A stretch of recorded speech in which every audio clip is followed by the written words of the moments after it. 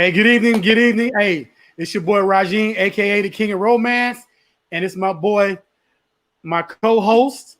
What's going on? It's the real Justice, and we got little West Indian flavor for you tonight, Man, man. we got Yeah, man. Sparkle Richards in the house, man. Clap it up. Yes. Let's go.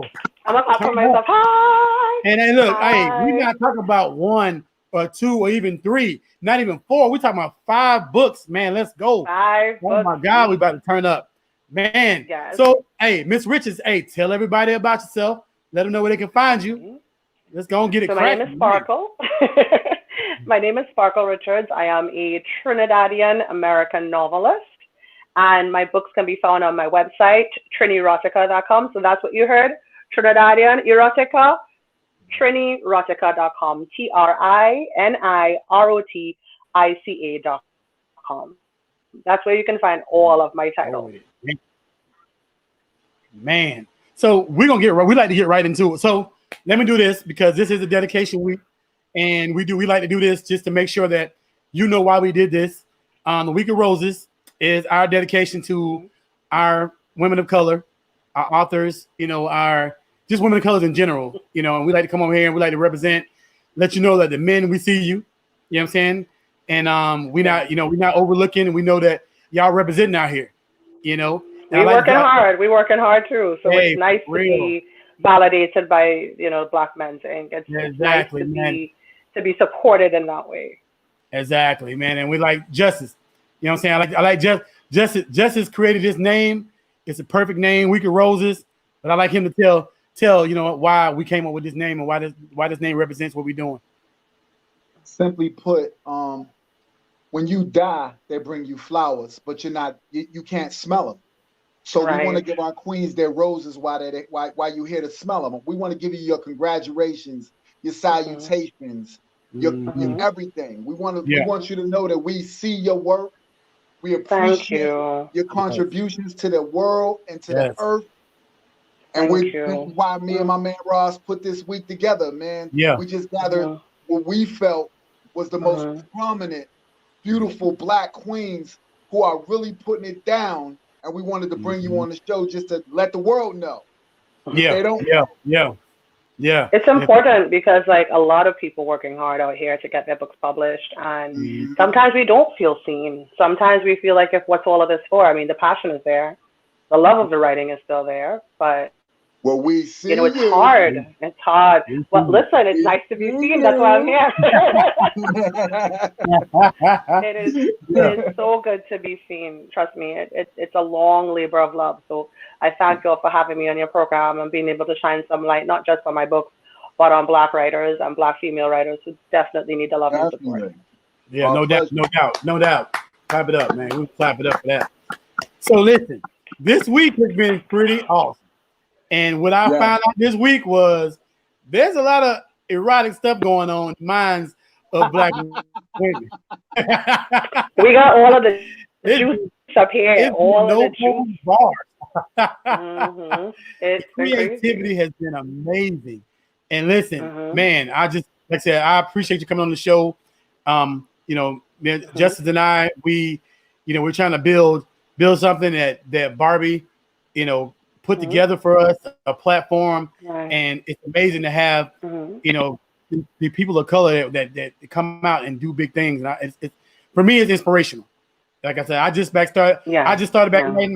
My first book came out in September, and I just started back writing. Mhm. I'm writing on everything right Congratulations. now. Thank you so Congratulations, much. because you know how hard that is Appreciate to it. put out your first book. Like almost like giving Yeah, birth to your first child. There's a yes, lot that goes yeah, into it. and it's tiresome. It's Yes. just like, man, because you get your book out and you don't know what to do next. You're like, man, what do I do now? Yes. You know, Yep. but What's I life? You've given your whole life to your book. You got to go yes, back and be a person separate from your book. That's not easy either. So exactly, and I it's know that like, a lot of writers, after they finish their first book, they don't know what to do. Then they end up in another book.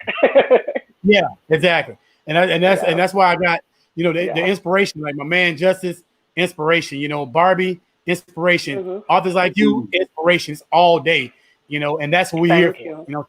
This platform Thank is for you. inspiration. So listen, like I Very said, so important. we can get right in it. We can get right in it. So let's talk Dive about right Yes. in.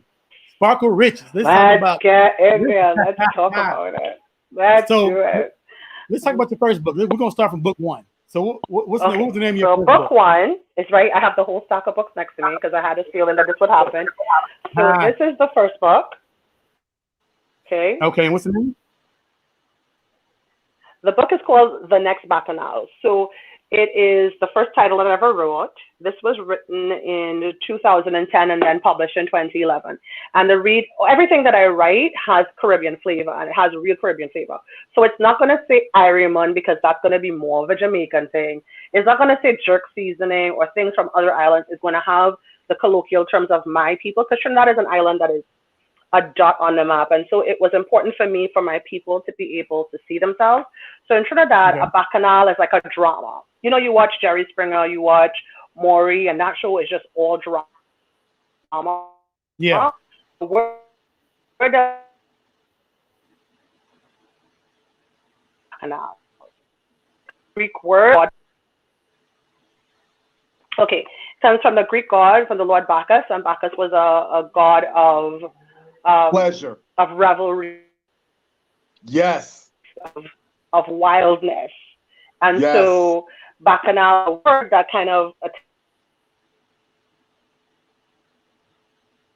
we're losing you a little bit. Drama. Oh, it's gonna be crazy. We lost I don't know bit. what's going on. We having connection issues. Yeah, you gotta repeat everything you just said. Yeah, we lost you for a second. A lot of people don't know about Bacchanal. They don't know about the Greek god of orgies and pleasure. I need you to run that back for people. Yeah, that I need know. Right. So in Trinidad, we use a lot of terms that are used in Old English because we came from, our country was owned by the English. So a lot of the words that would be dead language for even people in England now, we had acclimatized to our own culture. So the word bacchanal comes from Bacchus, from the god of wine, and he was the god of revelry. He was the god of debauchery. He was the god of wildness, of excess. And just like you would watch Jerry Springer or Maury or any of these like dramatic TV shows, what we would consider to be drama, we call. It was just getting good. The next drama, the next big thing that's going to happen, the next debauchery, for example. Okay. So this book came out in 2011. This was my first book, and it was all about these 7 different couples, kind of like the movie Crash. Everybody's affecting everybody else's lives. They're all in close quarters, kind of. They're all kind of bumping into each other and affecting each other's lives. And it was guys who went to high school together. In the Trinidad, we have the British standard of school, so we call high school secondary school. So those boys all went to an all-boys secondary school, and then we charted their lives years later to see where they are in their lives now and how they keep affecting each other. And one of the guys becomes a gangster, and because he becomes a gangster, he completely upends the lives of these other 6 couples. So that's what happens in Bacchanal. So it literally is loads of drama. And I don't really call it erotica because the beginning of me writing, it was more about the drama, about, these heights of emotion that happen when people collide. So it was of me playing with that. Yes, there was some sex scenes in here, but what I would call the erotica that I have in my work now. This was just like a baby step into my writing. So that was almost 10 years ago. This is going to be my 10-year anniversary. So this is like the baby that begun it. This was the thing that made me really love to write and see that I could do it, and my comfort in a storm, kind of. So that was my first book, Bacchanal. And this one is available on Amazon Kindle. It's no longer in print because I'm working and I'm doing everything for 4 other novels. So if you want Bacchanal, you can find this on Amazon Kindle and all ebook platforms. So Kobo Reader, BNN, and it's on all of the ebook platforms. And that was like my first foray into what I call the genre of Caribbean or Trinidadian erotica. Okay. Man, okay. So let me ask you this. So you're saying that, so at 10 years, you feel like has it evolved into something that was more erotic, or has it evolved into something that's more mature, or what do you feel like? How do you think? My parents love me very much, and they think that I'm a nice girl, but they will not read my books out loud or in the privacy of their own homes when no one is watching. It's gotten really dirty. I would say the more writing that I've done, the more that I have self-discovery, the more that I understand how a sex scene plays out. Like, real sex is not 9 hours, right? It just isn't, right? Real sex can be 5 minutes, it could be 10 minutes, but it is a very supercharged time. And on paper, you can't tell the pace of the person reading it. You can't tell if they're going to read that page in 2 minutes, or they're going to stop. So you have to make sure that the whole thing plays out the way sex plays out from start to finish. And if you get good at that, then you start to notice what needs to be there, right? You start to notice, like, how does a person smell? How do they look? What is the turn on? What keeps the turn on happening? You know, how do these people connect if they connect? How do they disconnect if they disconnect? You know, what the releases are like, you know? And as you get better with that, the descriptive words get to be a lot deeper. So certainly it has become much more sexual, and the language has changed too. You know, I've found many words for private parts now. Loads of words. So you can't use the same words over and over.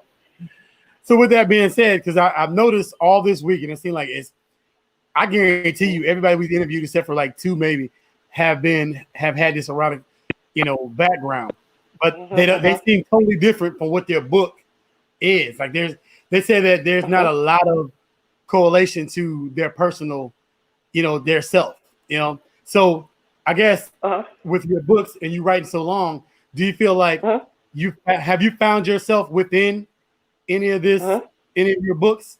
Like, have you found a place within you? Yeah.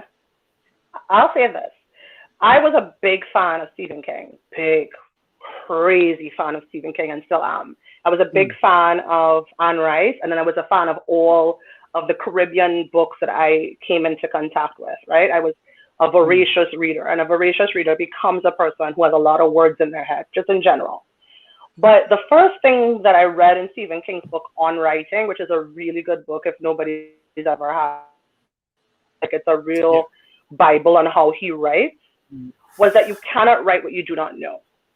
And to me, it feels like if you write what you do not know, you're coming from a place of dishonesty, because you're wanting people to believe the lie that is 500 pages of a book.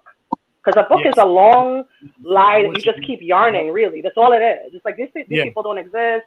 This situation doesn't exist. I have to convince you. It's like the art of sale, right? It's a long pitch where at the end you're emotionally invested because you know it's not real, and I know it's not real, and it's a form of magic that we're creating where we're dispelling the idea that these people exist, and what if they did, this is what would have happened. This is what fiction is, right?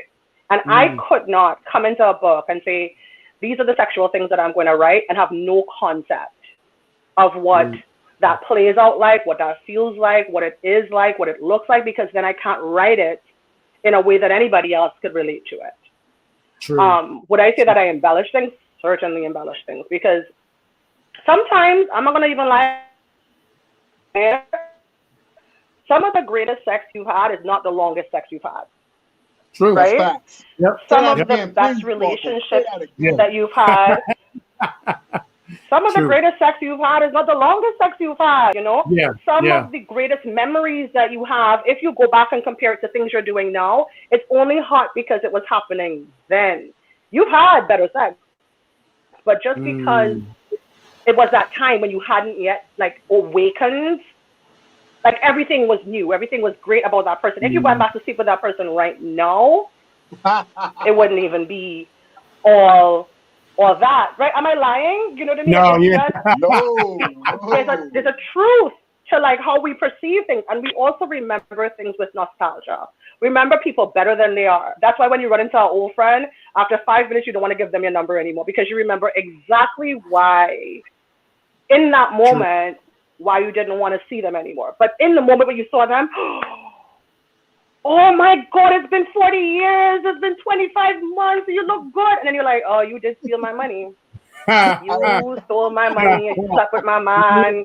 You did get a player. You dirty, low down person, right? But in the moment, we have a good way of remembering people nicely. And it's the same thing with all of our memories. And if you're telling a story where you want to create really good memories, sometimes you got to bring in different memories that are really good to tell one story.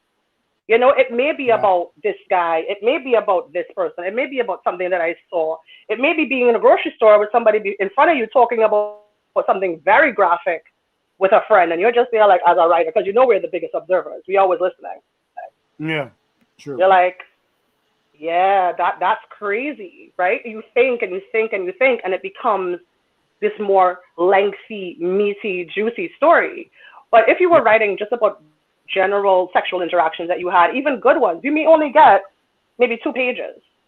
Yeah. Whereas for the reader, 2 pages is not enough to keep them animated and into it and understanding of what the ins and outs of that relationship, so to speak, may be. So I'm not going to say that it doesn't come from things that I think about or had happened, but it's never only about one thing or one person or one situation, and nor is it designed to be specifically real sex. I think all sex in books should be dramatized as much as possible. The people should go on a journey.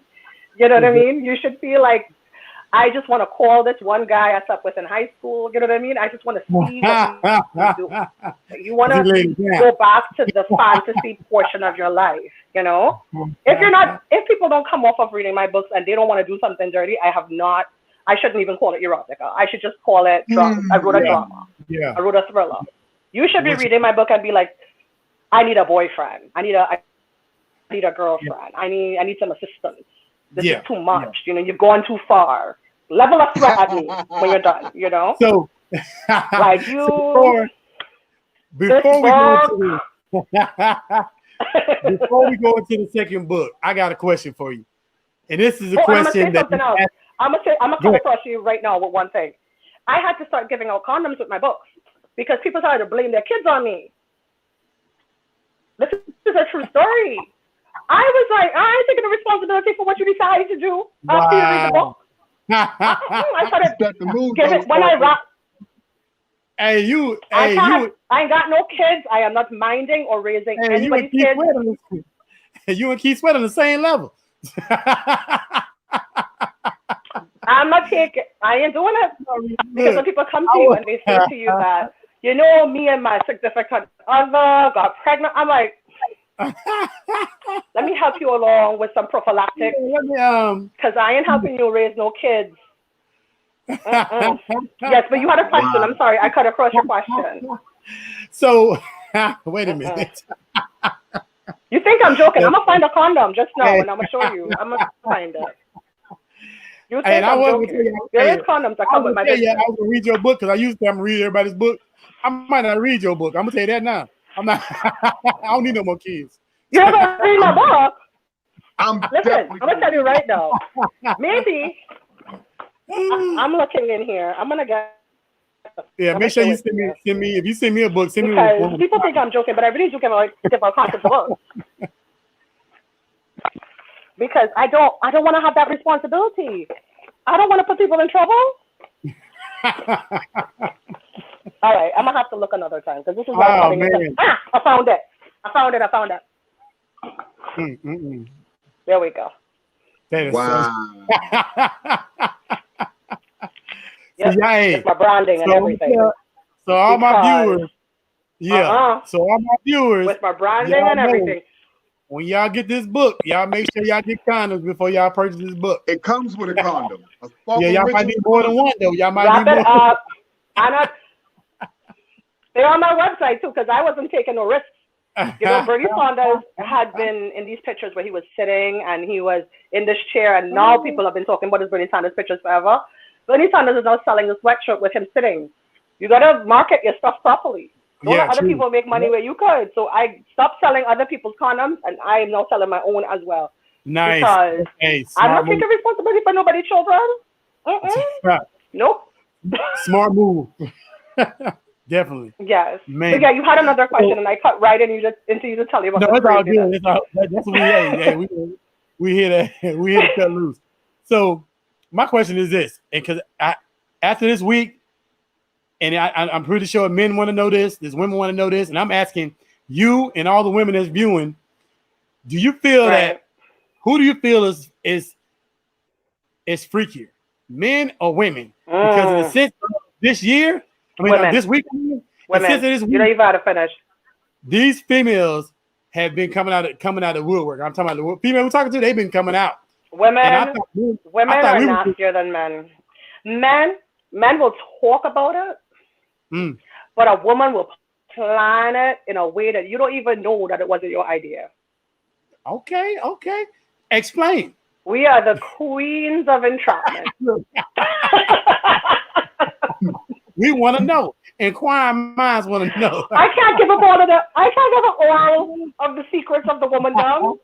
Just be aware that maybe half of the relationships you've been in that you thought you was seeking her, she was the one stalking you and figuring out what you like and playing to your love language. Women are very sneaky in that way. When we want something, we go for it and we put ourselves out there. So it's all happening in the cerebral. We're all up here. We're all, we're planners. A man will tell you what he's thinking, but a woman will think the nastiest things, and she won't tell you, but she'll tell her girlfriend. She'll tell her girlfriends what she's going to do to you. So somebody told me one time, look, I got a woman now, so I can't. This ain't happened recently, but this long time ago. Long time ago, somebody told me. Long. Yes, long. Yeah, long. You were a baby time. At the time.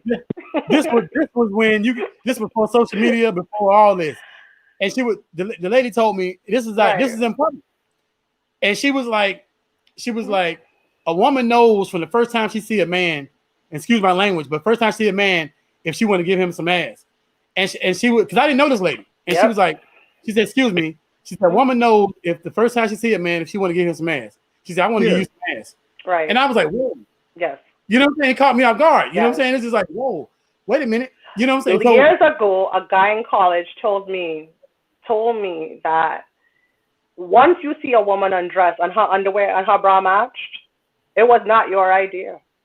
Yes. Real talk. I ain't thinking about that. Yep. Because she left her house with her bra and her underwear matching. She knew somebody was going to see it. That's true. So you may think that you had all these ideas. You just acted like she's feeding into whatever. You feel like it's class. She's like, let me get a pen. Right? Because she has already made up her mind before she left her house that this is going to be a presentation.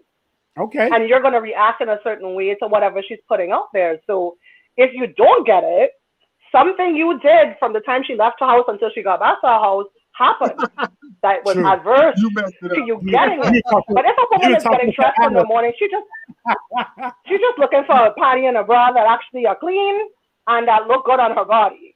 A foundation garment if it's something more complicated.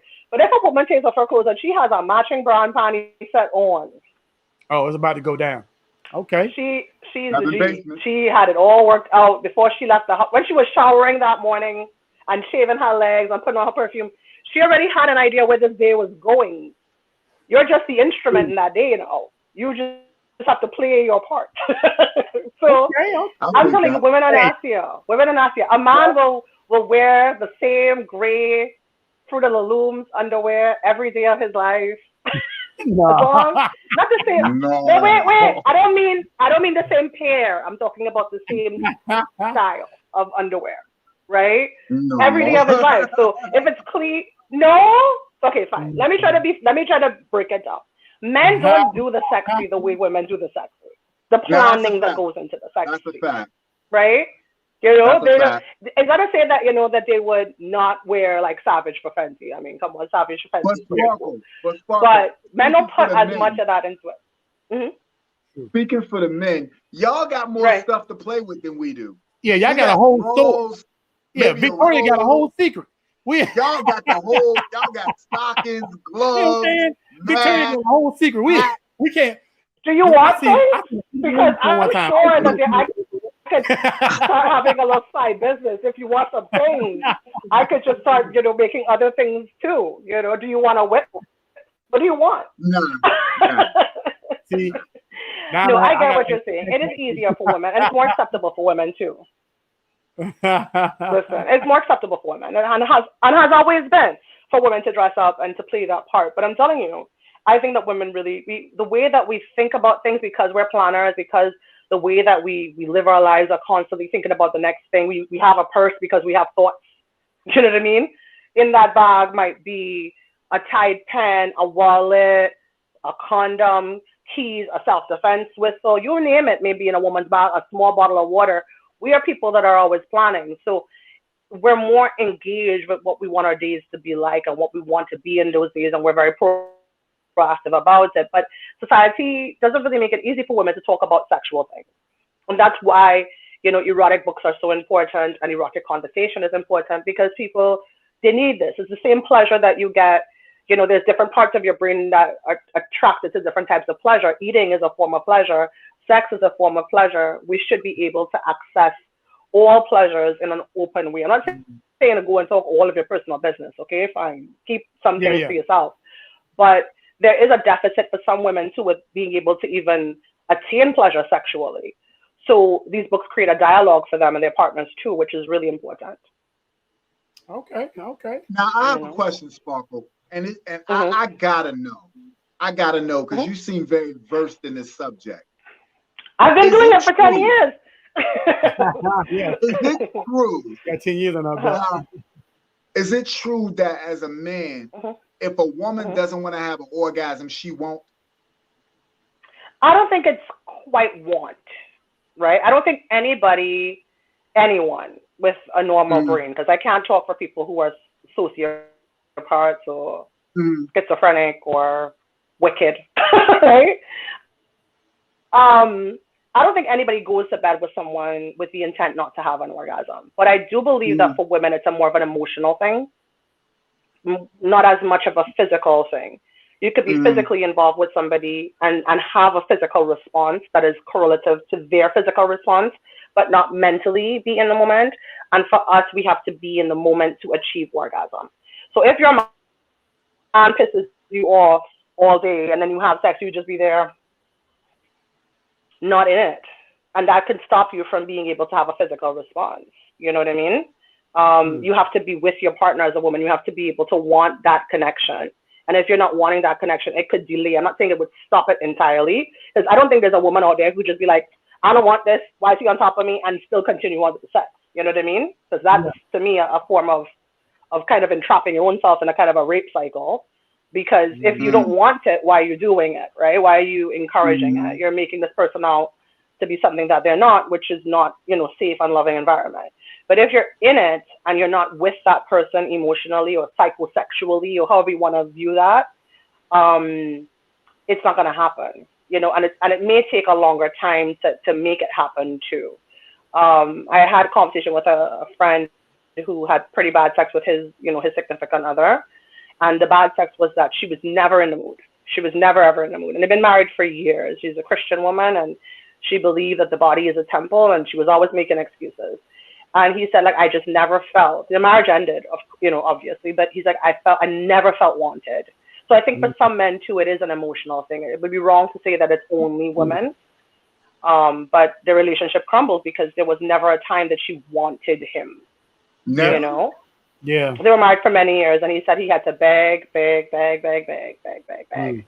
Yeah, she was a Christian woman. She was a Christian woman. What's that? You say she was a Christian woman? She was a Christian woman, yes. She was a Christian woman. He should have come to bed dressed as a Bible. And this is not against. Huh? He should have came to bed dressed as a Bible.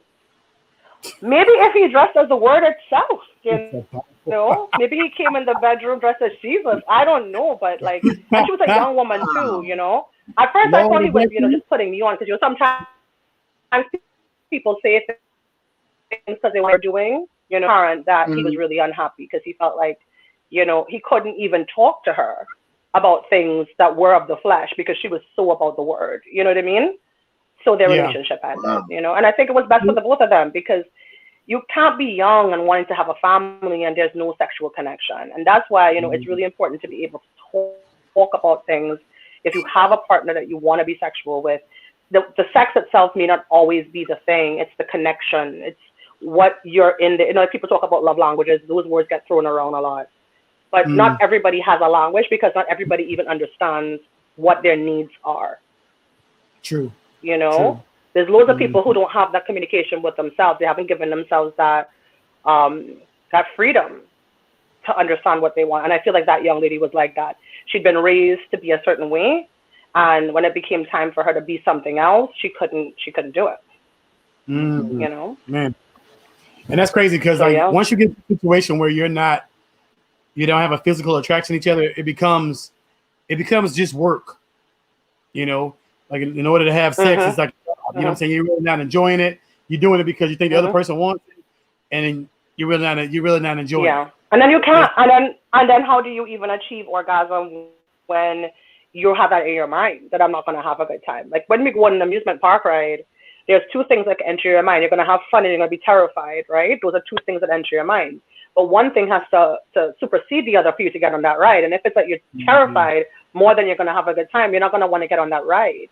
And that's the same thing that happens with people who are not happy sexually. They're more worried about what it's going to say about them than what the good time of it is. And that, I think, is really a sad thing, because these joys of your body are part of I believe in Christ. I have a cross around my neck. It's not a joke. Like, I don't think that these things were meant to be bondages. You're meant to freely express and enjoy life and then contemplate after how to be more Christ-like, not make God such a center of your marriage that it supersedes the connection. Yeah. I think it's better when you, like I said, with that connection, you want to be around that person and you can't stand not to be around that person. You know what I'm saying? Right. It's like, it took me a long time to find somebody that I didn't want to be around all the time. You know what I'm saying? And I know we can't be around 100% of the time, but 100% of the time when I'm with her, you know what I'm saying? I want to be there. You know what I'm saying? And so there's a level of comfort, right? There's a level of comfort you need to have. Yes, exactly. Yeah, I mean, and you feel like if you're happy around that person, then you can't wait to be around that person. And you can't wait to be intimate. Just like, because I know being a younger man and being immature at some point in time. I was military before, blah blah blah. You be in situations to where you're with somebody intimately, and once it's over, it's over. Right. You know what I'm saying? Once you it's transactional. Once you. I mean, and I know Justice can verify what I'm saying, and a lot of men can justify what I'm saying. But you get to the point where, and not to sound too crazy, but if you come, you like in your head, you're like, man, I'm ready to go. I don't want to be here. Yep. I've done the thing. Yeah. Instantly don't like this person. It's like eating. The plate is empty. I'm out. Yeah. Right. And if there's no connection there, if you don't feel connected, you can't wait to get up out of there. You know what I mean? He's like, man. And people, once the transaction is over, what else am I doing? Sitting here or being here or giving more or anything else until the next time I need something. Yeah. So it gets like that if you're not really bonded with someone, and there is worth in being bonded to someone as well. Apart from just your well-being, there are things that, beautiful feelings that come from having someone to rely upon and care about you and, go through life with and experience things with and lean to the side and say, have you seen that? There's more to life than just the sexual piece. But I can tell you for a fact, when the sexual piece doesn't work, lots of other things start to fall apart. People say, it's not all about sex, which, it can't be all about sex, but sex is a big part of this pie, and people are like, well, it can't. And like I said, it leads you to, like you said, a guy got a divorce because he didn't feel like his woman wanted him. And that's when a person starts to feel like they're not wanted, then that's when they start looking for something else, and like, it's just, and that's because it's easier when somebody wants something that you want. Like there was this, I can't remember what show it was, so don't quote me on it. I could be very wrong. but I think it was like a Tyler Perry thing. And then sometimes people make memes and they attribute it to people that it really isn't. But they say sometimes you with somebody who gives you 80%, but that 20% that you want so bad, you get it somewhere else. So you leave your 80%, all you end up with this little 20%. And there are people who live their lives knowing that if they leave their wife, who is a good mother, a good chef, I don't know, she's head of the Christian church, she's a lawyer, she looks good, they might go with the girl around the way who is not any of those things because she will give them what they want. You know what I mean? And they live their lives kind of in tandem, some of them, because they want to have the best of both worlds because they know that girl can't cook. Right? She can't take care of no kids. She does not have her GED, right? But one thing she does well, she does it very, very well. And then they have their wives at home who is, you know, everything else. And so they lead these separate lives. You know how many times have we heard about people who've been unfaithful for years and then they die or something and the two women are forced to realize, like, how long have you, why are you here? They now coming to terms with the fact that they're both in the same situation and they're both looking at each other like, how could he want you? I'm so different from what you are, you know? And it comes with maturity. But it happens like that. Yeah. But not everybody knows what they're looking for. Like, I know that there are loads of people who don't know what they're looking for, what's important to them until they don't get it. When they don't get it, that's when they realize it's important, you know? True. And I think a lot of times people... And it could be more than sex. It could be just communication. Yeah. I think a lot of times what people do is they start off life with the same person, you know? And a lot of people have high school sweethearts they marry, they've been with them their whole life, never experienced anything else, and they think it's something else out there. And there really ain't nothing else out here. If you met the love of your life at 18, that's the love of your life, you know? A lot of men, and this goes for men, I can speak for men, I can't really speak for women, but a lot of men think that something else better is coming. No matter what they got, they think something else better is coming, you know? And no matter what, it's not coming. You know what I'm saying? It's like if you got... That's what this book is about. Yeah, we're about to get into that, definitely. So without further ado, let's talk about... That's what this book is about. Since we're on that topic, let's go and talk about that. Because I know we on it, but we're going into something. We just wanted to make sure you are definitely an expert in your field. I am not an expert, but I know how, you know, relationships are a big part of what I write about. And I did think about that, about what happens when a man has been with a woman for a long time and maybe things are not, you know, as fresh as they used to be, and how he could easily succumb to a young, fresh, sexy girl wanting exactly something new. And so when I started working on Mocha, that was what I wanted. So we did Bacchanal, and Bacchanal was in 2011. And I didn't write for a long time. And a friend posted on Facebook that this, you know, she was doing like an advice column type thing, you know, like a Dear Abby. And this woman had been cheating on by her husband with the husband's best friend's girlfriend. So there was two relationships that was torn apart by this infidelity. His relationship with his wife, and then his best friend's relationship with the best friend's girlfriend. And I theorized what would happen if that really took place. Like, your best guy, your friend, the man that you grew up with is sleeping with your woman, right? And so that's how Mocha came about. So it's actually modern offering of a kinky affair. And this is the wife. Okay. This is the best friend, because after they were betrayed, they end up becoming sexually intertwined. They become so upset by what has happened that they lean on each other. And then the book maps his side of the story and her side of the story of what happened sexually between them as a result of the infidelities that came before. So let me ask you this, while we went there with it, because I know some people want to know, and I want to know, how do y'all feel? And Jesse, you can answer this too. So do you feel like, because there's a man code, no doubt, you know, and although the husband was wrong for messing with his man's girl, do you think it was? What do you feel about the recoil from that? The best friend messing with the wife now. You know what I'm saying? Is there that is just as wrong, if not more wrong, because you already know how it feels.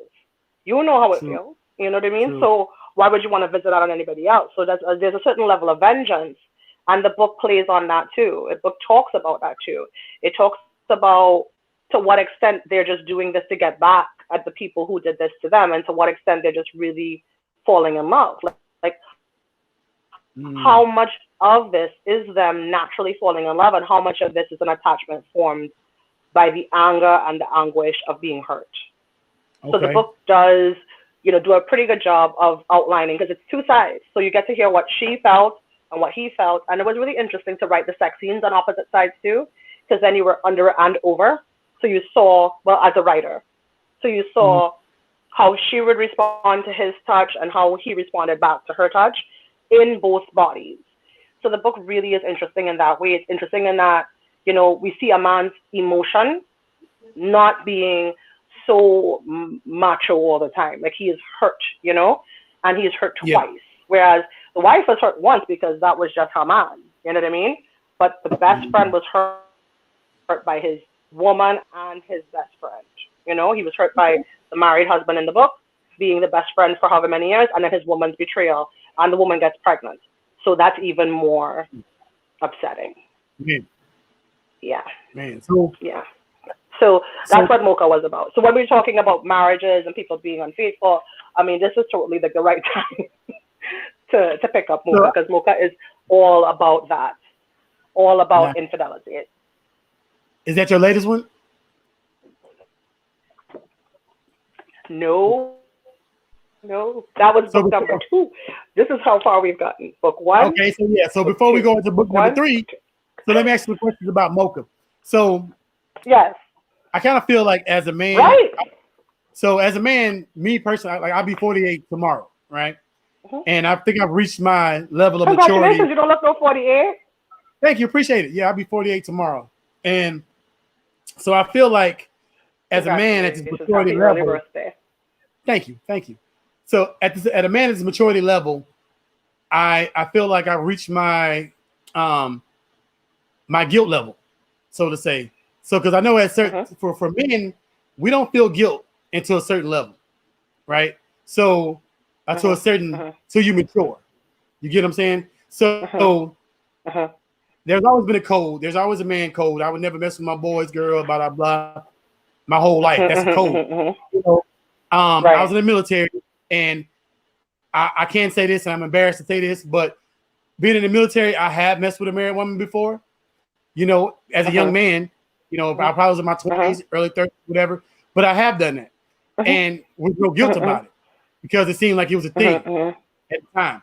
I look back, and he wasn't an anomaly either. I'm sure he wasn't in your life. Yeah. You didn't have to face him, for example. Yeah, exactly. And so it was immature, and I noticed that now it's something in my head. I'm like, man, that's unheard of. I would never do nothing like that. You know what I'm saying? So I think men, right. Men have to reach this maturity level to where they find out where their guilty level is. You know what I'm saying? That goes for cheating with a woman. You know what I'm saying? Like, I couldn't cheat on a woman. I think it happens when I couldn't mess. I think it happens not necessarily from age, but when you find a person who you respect, who you would not want to hurt. Somebody who, if they found out, it would pull them to their knees, and you would be disappointed, not in just what you did, but how it did them. That's when it becomes real, that, or if you encounter that man and he's a nice man, like if you run into him in the grocery store and he takes care of kids and you just, I did that. Yeah, true. That was wrong, and I think, right? Because you see he's a good dude and maybe he doesn't necessarily deserve it, Yeah. I think when you have more to lose, you have more to love, and when you have more to love, you have respect for that person, and your respect for that person makes you have a different type of respect for that love and for yourself. Like, it forces you to grow. That again, please. Yeah, I think you hit it in the head. I don't know exactly how I worded it. The more to love. When you have more to love, you have more to lose. Yes. And when you have more to lose, you have more respect for that person, you know? Yeah. Like when you're young, I mean, the world is your oyster, right? You can have it all. You want steak next to your fish, you can do that. You know what I mean? It's Monday, and you could do anything, right? And 1982, yep. then you get older, and the options become less and less, and the quality becomes less and less because you need more than just McDonald's. You need steak tartare. You know what I mean, to get through your life. That's when you start refining the kinds of people you want. And if you get steak tartare and you mess with that, you might end up in a cardboard box on the side of the highway, depending on your relationship. You might have more to lose than money, you know?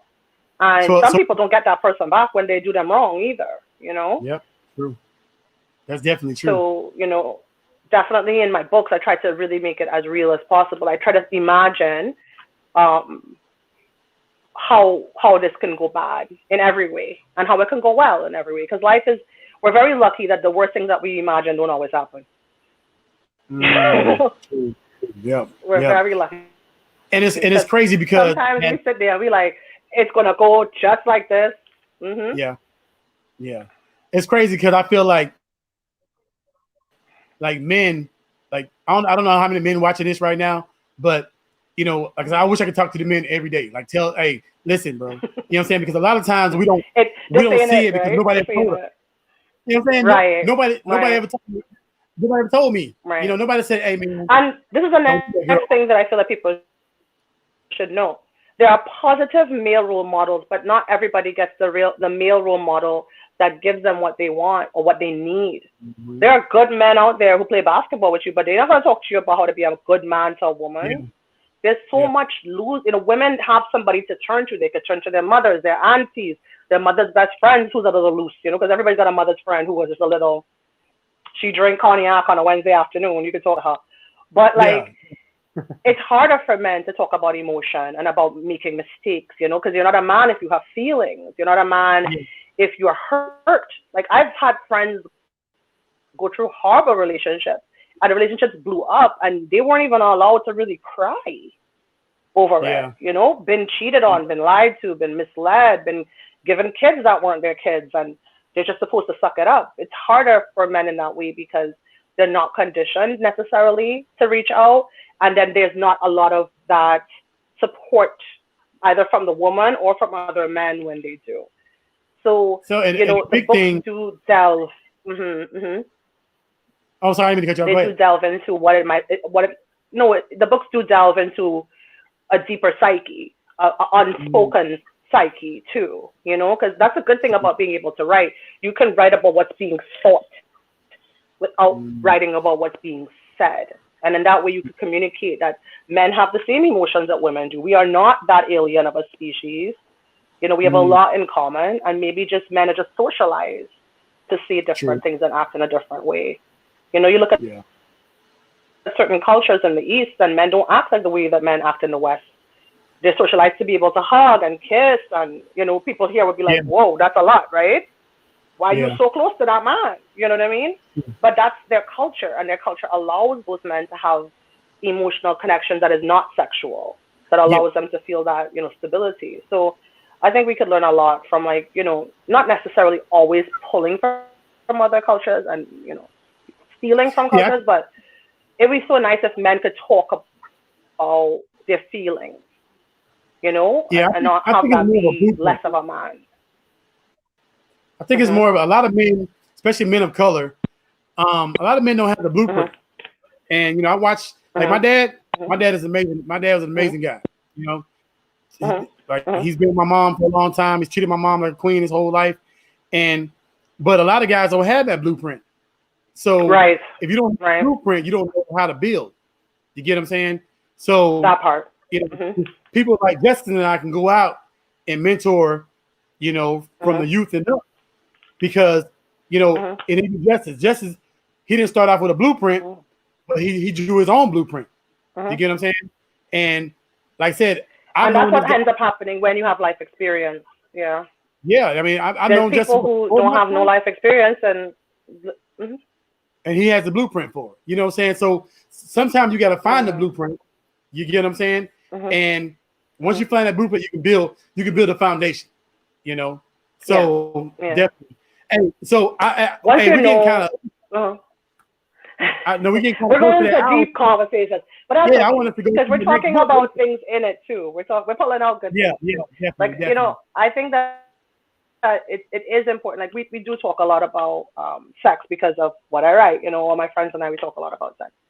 But I feel like if the biggest thing that I've come away from by writing about sex is how much about sex is not about sex at all. You know, how much about sex is, you know, how you relate to the world, how you see yourself, how you relate to your partner, you know, what is power, who has the power, who's, you know, controlling that power, who's receiving it. Sex could be a metaphor for everything else that's working or not working in a relationship. True. You know, and it really is important for people to be able to talk about it, you know. And I've had a hardship because I'm from Trinidad, as you know, and in my country we don't really talk about sex. We don't talk about it. So when I'm a nice round faced happy-go-lucky Trinidadian girl and I go on a TV program, they're blushing. They don't want to talk about sex. They don't want to talk about it at all. You know, they're terrified of what's going to come out of my mouth.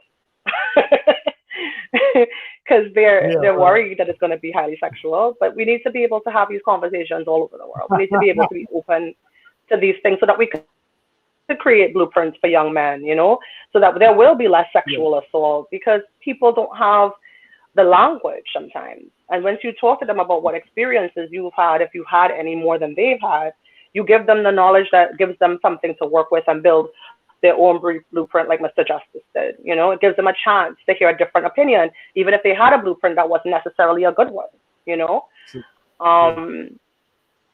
It is important to have sexual literacy beyond how your anatomy is built. True. You know.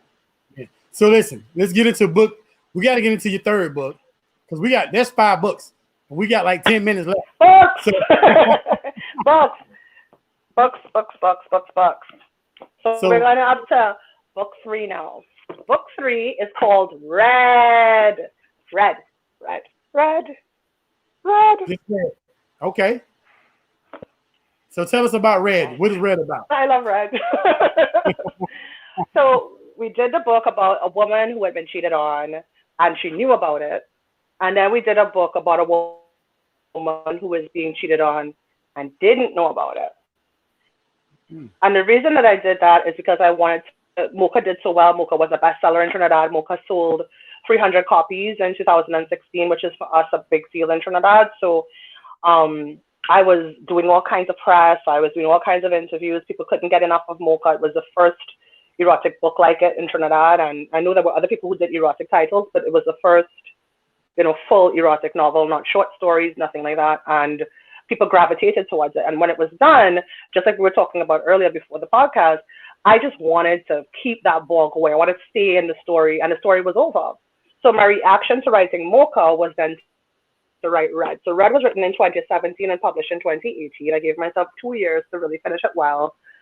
Red was, it started out as an idea to address colorism in Black culture.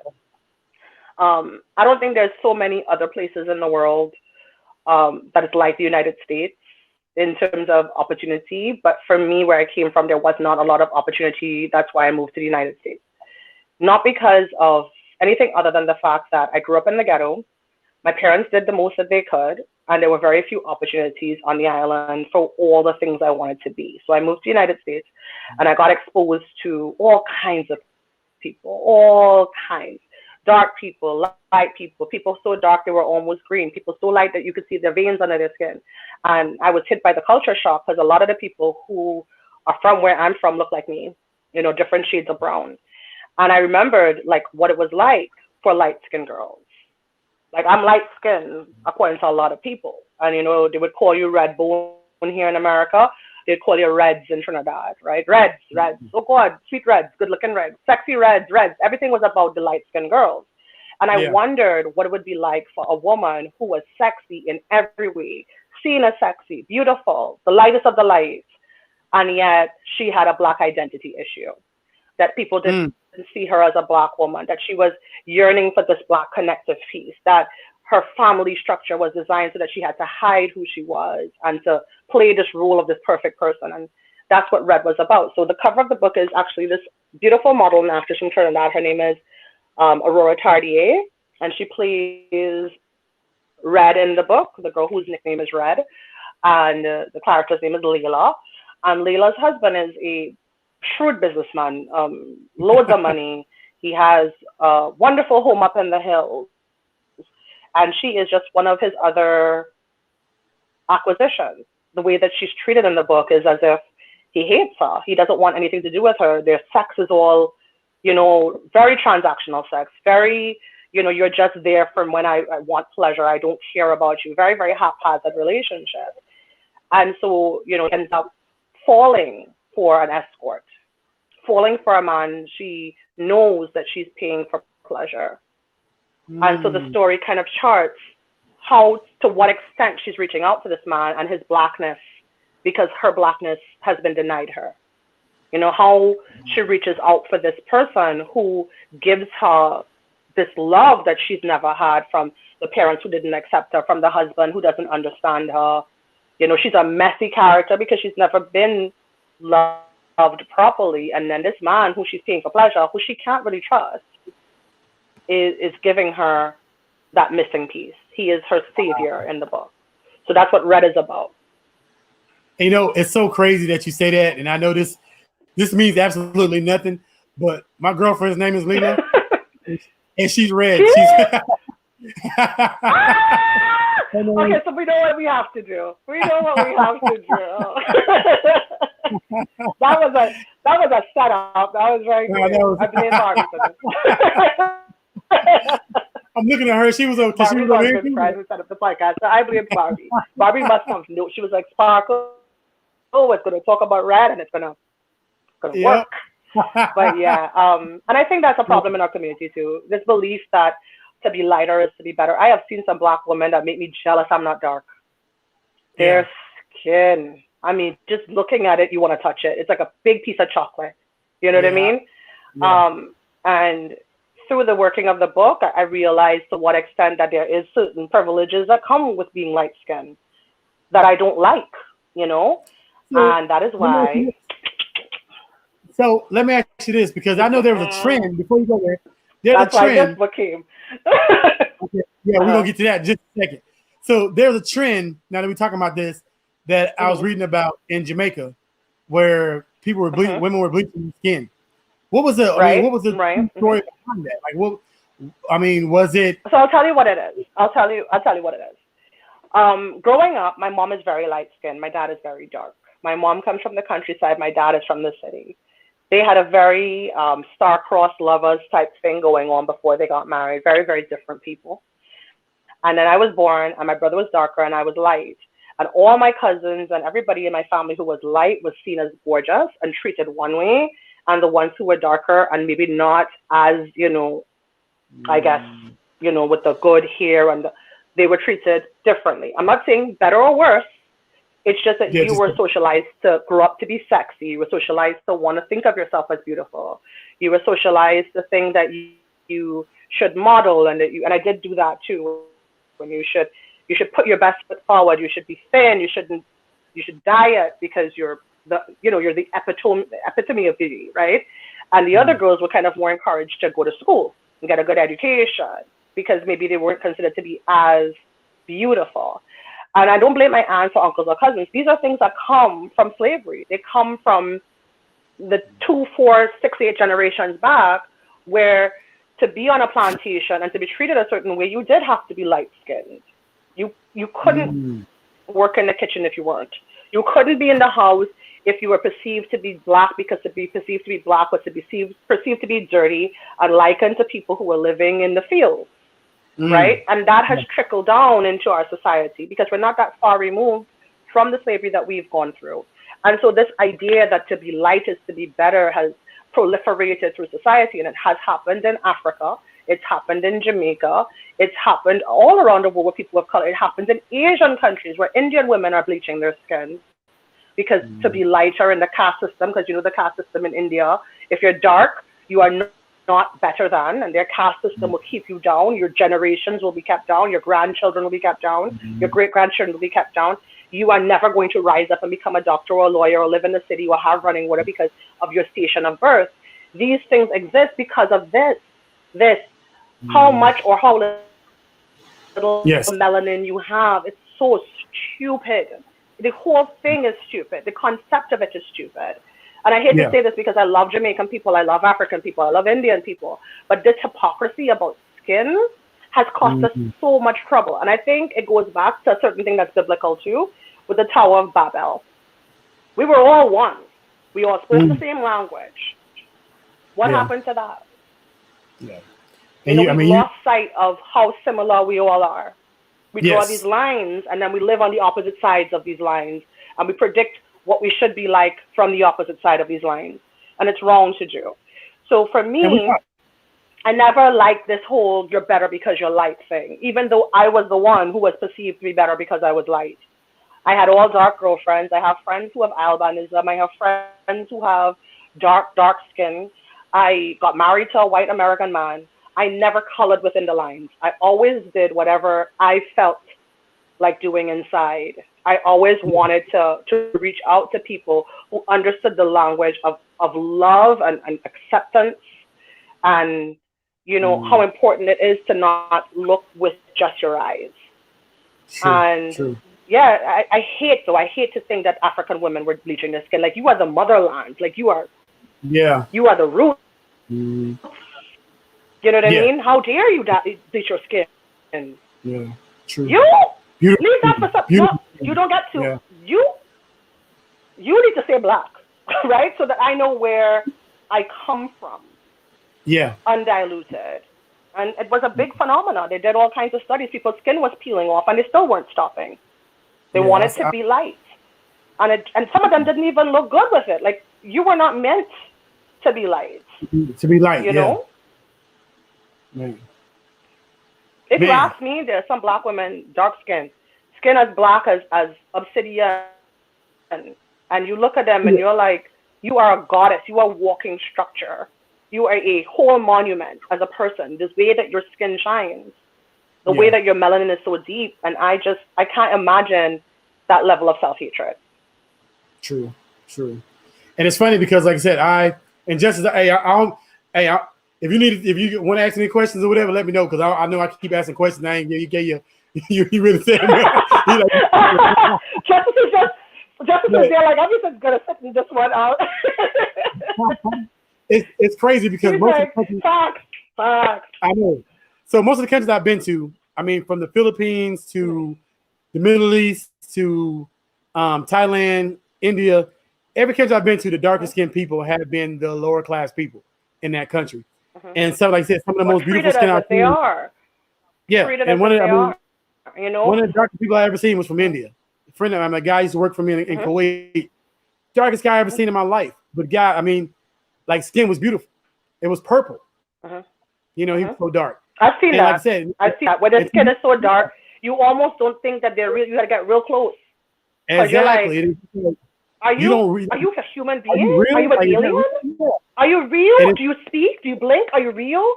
Because your skin is so different. Like, I met a woman from Sardinia, Italy, when I was working in makeup artistry for Sephora. That woman's skin was green. We didn't have nothing to match her. Green. Wow. Green as green. I'm talking about like the darkest shade of mildew green. Wow. Green skin. And I'm all in the woman's face. I'm like, what are you? You know what I mean? Like, you don't want to ask somebody that, but how'd you get to be so green? Yeah. But if you study history, you know that the Moors went to Spain, and the Moors were from North Africa, and they were very black, and they did rape and pillage all through Spain, and that a lot of people in Spain are brown because they have a lot of black. They may be blacker than me. Don't tell them that. They don't like that, right? But it's true. They may have more pure African blood in Italy and Spain than we may even have in America because of all of the years of slavery through the and so on. Awesome. We got a comment to come on top. And all the mixing that has happened. This is great.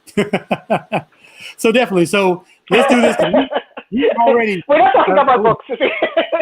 We still talking about the book. So so we over an hour. So we still gonna talk about your last two books, and then we're gonna get into So tell us about your last two books, so the people can know about those. All right, I'm so excited. This is my real life now. This is not the past. We are living in the present. Okay. So after Red came out, and I loved Red, and we did talk about colorism, I imagined what it would be like if I was a dark-skinned woman. A dark-skinned woman who was Afrocentric facing, wore natural hair, because I wear a lot of wigs. I love wigs. A woman who was mean, but maybe didn't look like me. Right? Like, what would that feel like? What would that be like? And I started to imagine that woman would have dark, beautiful skin, and the sun would hit it a certain way, and her eyes would look a certain way, and she would have dreadlocks. And I had never really seen, I know that they exist, I had never seen a book cover with a Black woman on it with dreadlocks for a romance novel, for an erotic novel. Yeah. And I was like, I just put a book with a butt on it, because Bacchanal has a backside. I don't know if people don't normally tell. So there's a butt here, right? There's a book with a butt. Okay. And then there's a light-skinned woman with curly hair on mocha. Okay. And then I go super light skin with red. Okay. Right? And I'm like, what is the story that I'm telling about what I think is beautiful? I'm telling a story that I think to be light is to be beautiful, and that's not the story that I want to tell. So I started to conceive of this character called Maya, who was a dark-skinned woman, who was a writer, who, unlike me, wasn't very lucky in love. I had my time in my 20s of being very unlucky in love, but I've gotten, thankfully, thank the Lord, I am not unlucky in love anymore. But she went through a process in the book of wanting to find her Mr. Right, like so many women in their 20s and early 30s, just like dating men on these apps, doing everything. But I thought about what it would be like if she was just adjacent to me, but different, in certain ways. So I started to tailor what parts of myself would matter more. And then I started to realize who Maya was as a character. And I think that as a book, as all of my books, she is the most red woman, dark-skinned woman that I've ever written. She knows herself. She loves herself. She thinks that she's sexy. She puts it forward. She puts herself out there. There's no stopping that. There's no, I'm not good enough. There's always this confidence that she has. And I was like, yeah, powerful message that we're going with. But then I decided to just damage her entire life. Because what would be the fun in her being so perfect, right? So this is Maya Jolie Williams, right? And we're going to zoom in because I love this picture. Wow. And this model is from Trinidad. Her name is Shay, and she is in her 20s, and she's a working model in Trinidad. And then on the back of the book, this model is Vimalesh Subik Singh, and he is an Indian Trinidadian model. In two predominant races are not white and black like they are here. In Trinidad, we are not even the minority, because in Trinidad there are much more black than other. And because of that, and due to politics and other problems, we do have a racial divide between the blacks and the Indians in Trinidad, which is very sad because we are all brown people. And I wanted to tell a story about a woman falling in love with an Indian man as a way to tell a story about our culture being connected, that we are all connected together, and putting this story together of this black woman with this Indian man would be just as provocative, I guess, as putting together a story about a black woman falling in love with a white man and playing out a romantic story in the United States. It's as polarizing in Trinidad because of the political situation that we have that happens sometimes between the Indians and the blacks. And since I don't feel that pressure at all, because I'm married to a man who is white, I decided to tell a story from my standpoint of what those relationships look like, an interracial love story, absent this need to identify with what you look like and more to deal with the emotional piece. And the twist in the story is that the guy is properly crazy. He is obsessed with her, and he will do demonic things to keep her with him. So the book kind of charts this really aggressive psychosexual thriller piece where he meets her, courts her, sweeps her off her feet, and then abducts her. And now the man of her dreams turns out to be the man of her greatest nightmare. So that's why the book looks so dark. So you can see in the back. Yes. That's Maya, and that's Lucky, which is the Indian guy. And he was played by Vimla Singh. And then this is Shay Seeley here. And then on the front, we have Shay, of course. And the name of the book is called Turtleby. And the reason it's called Turtleby is because it's a Trinidadian word to be lovesick, to be so in love that it makes you crazy, because that's exactly what happens to Lucky in the story. He is so Turtleby for Maya, so wanting her, that it makes him become a criminal. Oh, wow. Man, that's all right. Man, So this just came out. This came out summer 2020. This was the thing that I worked on during the pandemic. This is my jewel. This is it. So this says it right there. That's Turtleby, Sparkle Richards.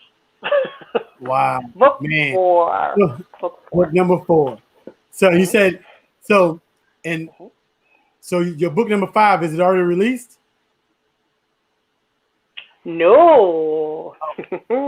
You all are getting the first look. You are getting the first look. Yes. On Black Man's Ink. Here we go. Let's get it. Go and tell the people. We're going I think we might have lost her. I didn't hear anything. It just got broken up. I'm so sorry. What did you say? Oh, no. I said we want to hear it first here on Black Man's Ink. Let's talk about it. Your 5th book. Let's get into it. So I never write stories that you have to read one story to get the juice of the other story. But what I do is I make cameos. So some characters from one book will visit in other books so that they keep the same canon, the same world, right? But I never write a book where you have to read one book to get to the other one. But this time, the way that I ended Turtleby, there was a cliffhanger. And there was a particular, you've seen Inception with the top is spinning at the end and you can't be sure if he's still in the dream or if he's not. We did something like that with Turtleby. We made sure, meaning part of the team and helping with so there's another thing that I never said. I sponsor photo shoot around the books. So there's imagery all over my social media. There's pictures all over my Instagram of the models in the clothing, in the skin of the characters. That is gorgeous. But while we were working on Turtleby, just as I was almost at the end, I knew that there was more.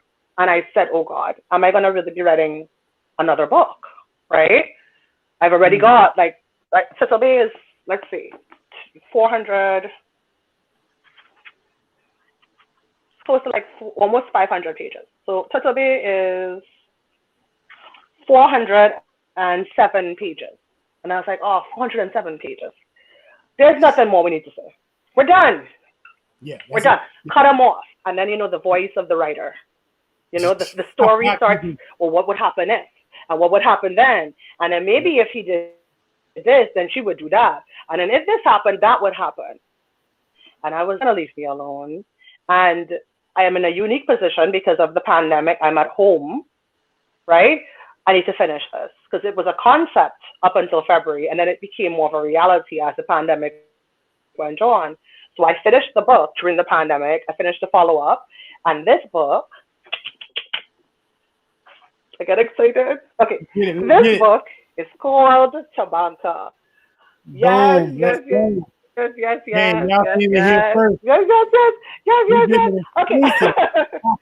So this is an exclusive for Black Men Inc. Tabanka. And if you look on the back, I mean, come on. Oh my God, look at that. Okay, I see it. Right? We're going sexy. Yeah, do that come with a condom? Right? And all my books come with a condom now. I don't play. Let's wrap it up. What? The condom. So, Man. you should see how I sign my book. Barbie will tell you how I sign my book. When I sign a book, you get the book. You get a book marker that matches the book. You get the book wrapped and sealed with gold, and you get the condom. What? It's nice. Like when you get it, you're like, oh, this is something. You have literally just made me step my game. Every you need show. to step it up. You need to step it up. What is like going let on? people know when they get your book, you're getting something of the highest class. You could never get this in nowhere. If you go to Barnes and Nobles, they ain't gonna do this for you. When I give you a book, I give you a gift, and I want people to know that, that it's from my heart. It's something that I spend time on. So I treat it a certain way, and I want people to love it. And the problem is sometimes people love it so much they don't want to open it. They get the book and they don't want to tear the paper because the gold seal. And I'm like, you need to read the book. And they're like, can you let me read it and then rewrap it?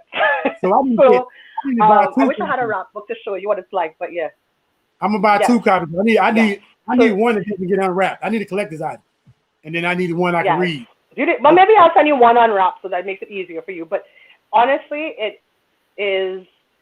I love doing my books, and since I've been doing Mocha, I've been wrapping my books, and they come with different wrap tissue. Like Mocha was wrapped in brown with gold, red was wrapped in red with red seal.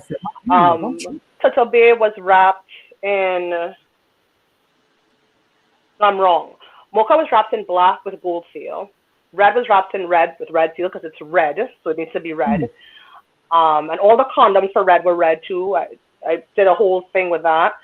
And I wore red for a long time, and my hair was red for a long time. I was just doing it all to be red. And then when I did Turtle Bay, the book was wrapped in brown with gold, like a bronzy seal. And I haven't decided yet what I'm going to do with Tabanka, because Tabanka is the new kid on the block. Tabanka will be launching on Valentine's Day 2021. Nice. So it's almost here. It's all. I mean, you could so close you could taste it. It's almost here. And Tabanka, the word Tabanka, is when you've lost that love, that feeling when it's just like, oh God, I long for you. Come back to me. I need you, right? And that's what Tabanka means in Trinidadian dialect. And I was like, after you've been in love and you lose that love, that's when you want it the most. So that is why Tabanka was written. It was about what happens after Turtle Bay and how these people either pull each other apart or pull themselves to each other. Like what happens after the 407th page of Turtle Bay becomes Tabanka. And Tabanka is my newest book. It hasn't been launched. I have been teasing for weeks, almost a month now, just images from the photo shoot. People are just salivating. I put up a picture of the model today of Shea Seeley, and people were just like, you're just evil now. Just give us the book. Just stop with the teasing images. Give us what we want. You know, she's hot, he's hot, you know. And I actually have a new male model on this cover. So if you look, the new male model, his name is Suver Ramsuk. Very handsome gentleman. He's also on the back with Shea. And the reason we recast it is because we needed somebody who was more, I shouldn't say aggressive, but he was more towering. Because in the story, look, he's got a particular size, and Vimalash was a little bit smaller and shorter. We needed to have these more aggressive images. So Suver stepped in, and he's been amazing, and so has Shea, and we have much more visuals that are coming, because I have an arsenal of really awesome pics that are going to come out on my Instagram, which is sparkle artist. So Sparkle the artist on Instagram. You'll see all of the images from the photo shoot that we did for this book.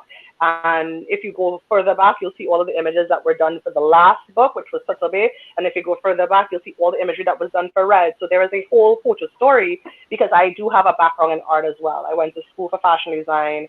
I did makeup for years. You know, so I did illustrations also. So I love art. And so I made this whole art story that kind of supports the the writing story of the book too. So, that's awesome. So this is what's the new kid on the block. And then after this, rest. Rest. Mm. I need I a don't think they break. ready. I need a break. I you know what I need? I need my big break. That's what I need after this. I need for Yeah. somebody to step in, Time for and I vacation. need an agent. I need an agent. I need somebody who comes in and says to me, Miss Richards, you go lay down on the beach in Trinidad and you think up good ideas and we'll handle the business. Because you know, when you're doing a book and you're self-published, you are the mother, the father, the auntie, the grandparent. You are the school lunch lady. Mm. Everything that goes into making the child, which is the book, because it is a responsibility, is on you, you know? And it's hard when you got 5 kids. Yeah. Like, Oh, we didn't see. I We didn't got know you had 5 kids. responsibilities. Huh? Yes. I said, we No, didn't I know got you. 5 kids. These are my 5 kids. Oh, I you're don't have five. babies Okay, I yet. thought you had kids. You talking These about are your book. these are my 5 kids. If I had some kids, I don't think I would have 5 books because somebody True. would have been jumping off of a table by now, and I would have to leave the conversation. So, So we do. it's hard. No, I said we do It's got another. hard, but I love it. We do have another connection. It's funny because my daughter's 18. She lives in Germany, but she does an Oh, internship nice. for Sephora because she's Oh, becoming yeah. she's becoming a makeup artist as well. She So tell that's her she could ask me anything about the company, about makeup, because I was there for 8 years. I have 8 years behind me of support, and I worked for Neiman Marcus before they closed their New York store when the pandemic began. So I have a wide, expansive history in makeup artistry now. But I love writing so much more, and that's why I left. I needed to do what I needed to do. With Neiman's closing, it gave me the opportunity to leave and focus on this. Yeah, gotcha. Well, look, we didn't win. We almost at an hour and a half. So listen, we got you back. Hey, we got you back on Sunday with the panel. It's gonna be, man, just going by what we've been through this week. Me? I'm back on Sunday. We got the panel on Sunday. Oh my God! I should have saved some of this for Sunday. I didn't know, but now I do. So I should have saved some of this sauce for Sunday. Oh no, we got you and the other 6 women from this week. Okay. On the panel. Okay, that's gonna be nice because I haven't really gotten to have as many female writer friends. So this would be nice to hear from them and hear what they're doing. Yeah. So what's crazy about it is that a lot of you do erotic books. So we might have to just settle in and be grown because people gonna be listening. People want to know. That's all right. I'll bring all the condoms. I'll bring condoms for the Zoom. No, I'm just joking. I think that it's going to be dope. I can't wait to meet them and hear what they're doing and how it's different or even similar to what I'm doing, you know? When I started off writing erotica, it was because I was reading erotica and I was into it and I liked it and I thought I could put a unique Caribbean edge on it. And I've enjoyed every second of it. And what we don't ever see as writers is how thankful I am that I get to write. You know, I get to put what I feel on paper and I get to share it with the world. There's nothing for me better than when a book is done. Like there's this feeling, this pride, this maternal pride. I don't even know how to call it. This parental pride that I made this thing and it's out, you know? Yeah. And I'm so excited. Like I can't wait for February 14th. I mean, I'm dying. I'm hardly sleeping. Thank God for concealer. Because when I'm done with this podcast, I'll be back with the editing and the fixing and the making sure. But nice. I'm so happy to be among writers, to be considered an author, to have books, to be up to book 5 in my year 10. You know, it's a beautiful thing. Okay, well, also so when your book drops, you know what I'm saying? Don't be surprised to get an invite back so we can talk about it. I know because I can't wait. I can't wait. This last book is the first book that I've ever written that is set in New York. Justice, what else we got, man? What else we got? I see you Sunday, man. So listen, tomorrow night, let me do a promo real quick because tomorrow night we got Shayna Gordine. It's gonna be in the house, so y'all make sure y'all tune in for her. Unfortunately, tomorrow's my birthday and I won't be on, My man Justice gonna hold it down. Him and Miss Barbie, Sister Goose. You know what I'm saying? But I know we're in good hands because hey, without Justice, there wouldn't be no regime. So man, we gonna do everything. You know what I'm saying? I know it's still gonna be still gonna be hot. Hey, Sparkle Richards was in the house. Oh my God. 5 books. Where's the roof? Go on my website, TriniRotica.com. I need the help. I need the love. I need the support. It doesn't matter if you don't think the books are for you. There are some things in these books that are for everyone. So I know people are apprehensive because they feel like, oh, I'm Trinidadian, and what could that person give me that is not Trinidadian? But I need all the love and support because I'm doing it by myself. And I need to be able to keep doing it. So thank you for having me. Thank you for being so open, letting me talk my head off and share this thing that I really love. Talk to y'all two young kings who are working on these wonderful podcasts, and also because you're doing your own writing thing as well. I wish you continued success with all of your endeavors. So we will talk again on Sunday. So in case I forget, I'm saying it now. What time on Sunday? We'll talk about that off camera.